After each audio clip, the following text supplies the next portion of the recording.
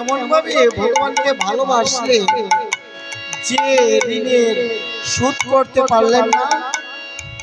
তিনি আবার এই ধরাধামে অবতীর্ণ, রাধারানীর ঋণের কারণে অবতীর্ণ হলেন। আরেকটা হলো দেবাদিদেব মহাদেব মহাবৈষ্ণব, ওনার অহংকারে ভগবান বৃন্দাবনে থাকতে পারলেন, যার কারণে তিনি অদ্বৈত প্রভুর অহংকারে এই ধরাধামে অবতীর্ণ হলেন। আসার পর কলির যে অবস্থা, এই দুরবস্থাকে,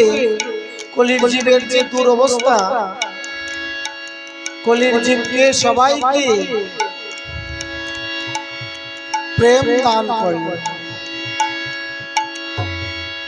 তাই ওনাকে বলা হয় অসাধনে চিন্তামণি বিধি মিলায়নি গৌরা বড় দয়ার ঠাকুর। ঠাকুর নয়ানন্দ ঠাকুর মহাশয় বললেন, ও কলি গুরু ও প্রেমীরে জগজন গ্রাস হলো,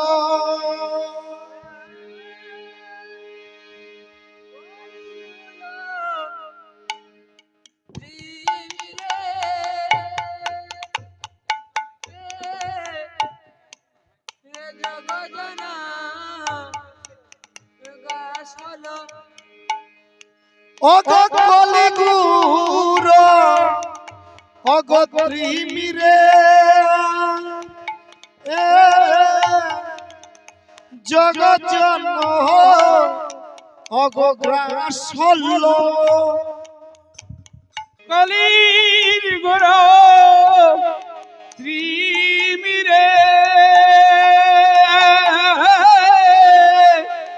জগজনা গ্রাস হলো। ধরম করম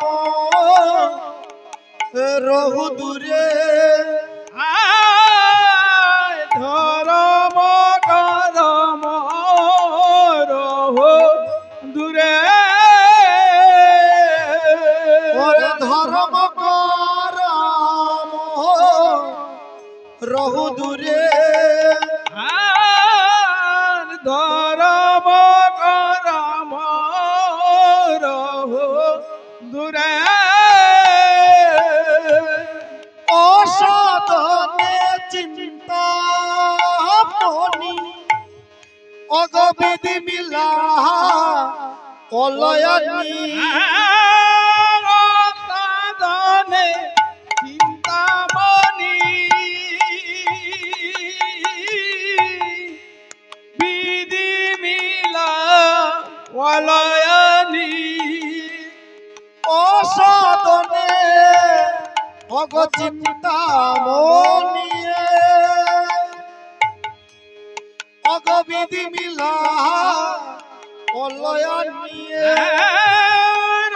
সাধনে চিন্তামণি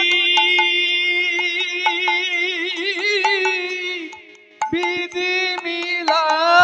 অলয়ানি, ওরে গৌরাবর গৌরাবর গৌরাবর অগ দয়ার ঠাকুর, আর ঘোরাবার দয়ার ঠাকুর, ওরে গৌরাবর গৌরাবর গৌরাবর দয়ার ঠাকুর, আর ঘোরাবার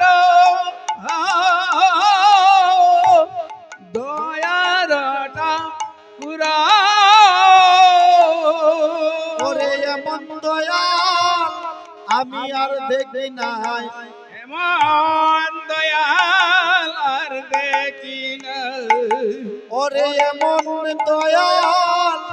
আমি আর দেখি নাই এমন দয়াল আর দেখি না ও গো এ তিন ভুবন মাঝে ওরে এমন দয়াল আমি আর দেখি নাই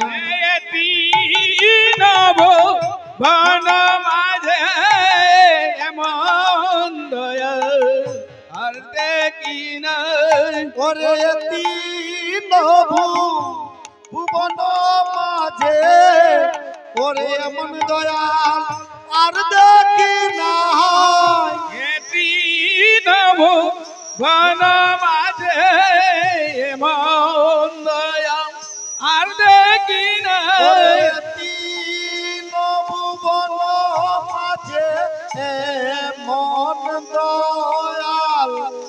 আর দেখি নাই বন মাঝে এমন দয়াল আর দেখি না তিন ভুবন মাঝে এমন দয়াল আর দেখি নাই ভুবন মাঝে এমন দয়াল আর দেখি এমন দয়াল আর দেখি নাই এমন দয়াল আর দেখি এমন দয়াল আর দেখি নাই এমন দয়াল আর দেখি ওরে তিন ভুবন মাঝে এমন দয়াল আর দেখি নাই ভুবন মাঝে এমন দয়াল আর দেখি না গোরা গুণ কহনে না যায় গোরা গুণ কহনে না যায় গোরা গুণ কহনে না যায়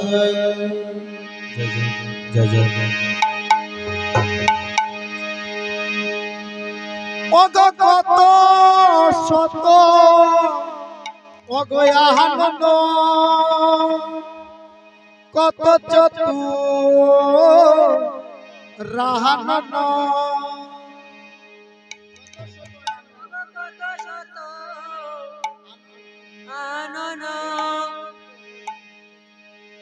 কত চতু রাহানন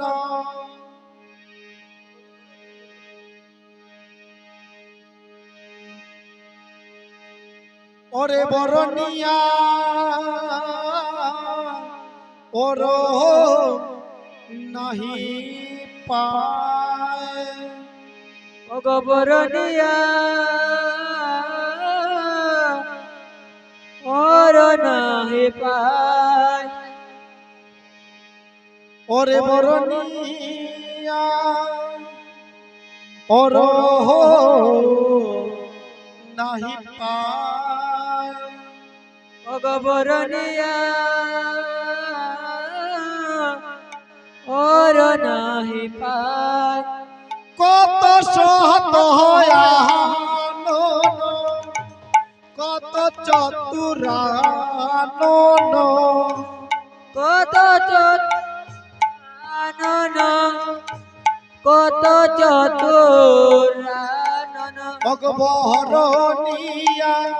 বরনিয়া বরনিয়া ওর নাহি পায় বরনিয়া বরনিয়া ওর নাহি পায় চারি বেদ সর দর্শন আমি করি যদি অধ্যায়ন চারি বেদ সর দর্শন করিয়াছে অধ্যায়ন অগতারি বেদ অগসর দর্শন করি যদি অগয়ধ্যায়ন যে অধ্যায়ন অগতারি বেদ অগসর দর্শন করি যদি অধ্যায়ন চারি বেদ সর দর্শন করিয়াছে অধ্যায়ন অঘোষে যদি গৌরাঙ্গ নাহি বজে সে যদি গৌরাঙ্গ নাহি ভজে ওরে সে যদি গৌরাঙ্গ নাহি ভজে সে যদি গৌরাঙ্গ নাহি ভজে ওরে সে যদি গৌরাঙ্গ নাহি ভজে সে যদি গৌরাঙ্গ নাহি ভজে ঠাকুর বললে চারি বেদ সরদর্শন করি যদি অধ্যয়ন সে যদি গৌরাঙ্গ নাহি ভজে। কেউ যদি সবগুলি গ্রন্থ অধ্যয়ন করে আর গৌর ভজন না করে তার ভজন কেমন হবে? প্রীতাতার অধ্যয়ন লুচন বিহন জন তার দায়ন লুচন বিহন জন কবিতা তার অধ্যয়ন লুচন বিহন জন তার দায়ন লুচন বিহন জন অগয়ন্তে দরপদে কি বাকাছে দরপদে অন্তে কিবা কাজে অগয়ন্তে দরপদে কি বাকাছে অন্তে দরপদে কিবা কাজে। সে যতই ভজন করুক না কেন ভজনটা কেমন হবে?